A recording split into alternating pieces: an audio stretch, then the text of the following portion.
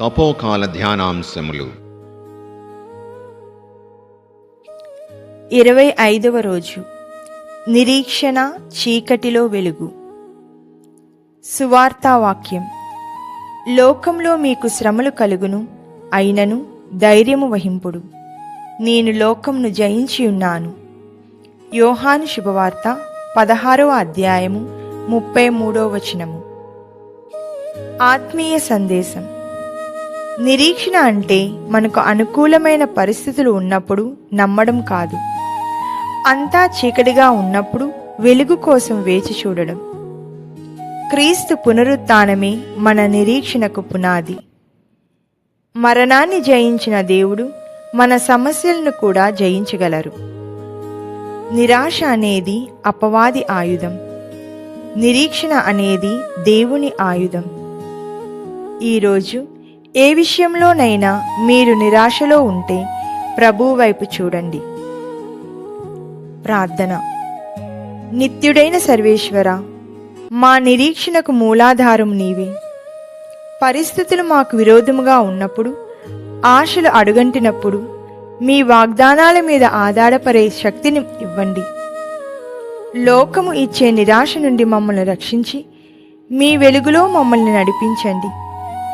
సమాధిలో ఉన్న ప్రభువు 3వ రోజు లేచినట్లుగా మా కష్టాల నుండి మేము జయముతో బయటకు వస్తామని నమ్ముచున్నాము. మా అంతరంగమును ధైర్యంతో నింపండి.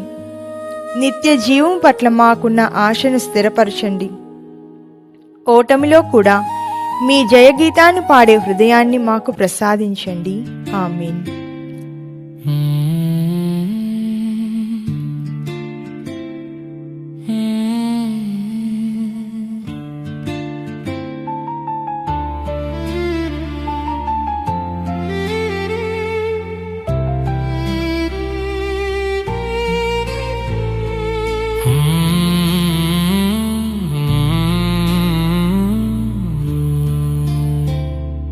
నిరీక్షణయే నా గుండె బలం, చీకటిలో దారి చూపే వెలుగు కిరణం. క్రీస్తు ప్రేమయే నా నిత్యాశ్రయం, కలవరాల కడలిలో కదలని పర్వతం. నిరీక్షణయే నా గుండె బలం, చీకటిలో దారి చూపే వెలుగు కిరణం.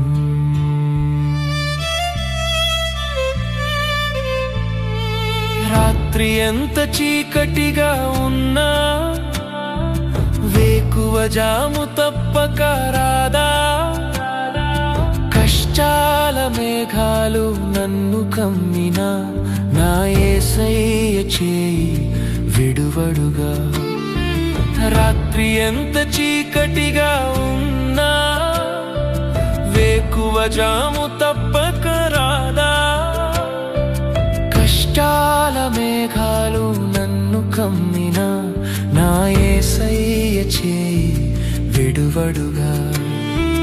మరణలోయలో నేను నడిచినా, ఆయన వాగ్దానమే నా తోడుగా. నిరీక్షణయే నా గుండె బలం, చీకటిలో దారి చూపే వెలుగు కిరణం. క్రీస్తు ప్రేమయే నా నిత్యాశ్రయం, కలవరాల కడలిలో కదలని పర్వతం.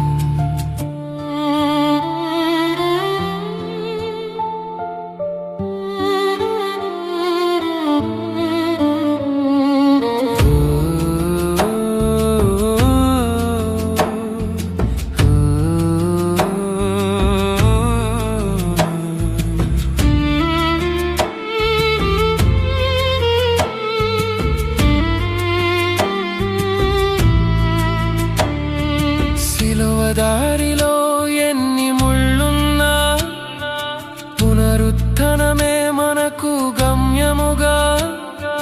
కన్నీటి విత్తనాలు ఇలలో నాటినా, సంతోష పంటను కోస్తాముగా. సిలువ దారిలో ఎన్ని ముళ్ళున్నా, పునరుత్థనమే మనకు గమ్యముగా. కన్నీటి విత్తనాలు విత్తనాలు ఇలలో నాటిన సంతోష పంటను కోస్తాముగా.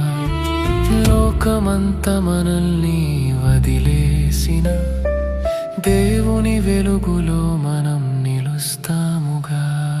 చీకటిని జయించిన వెలుగుని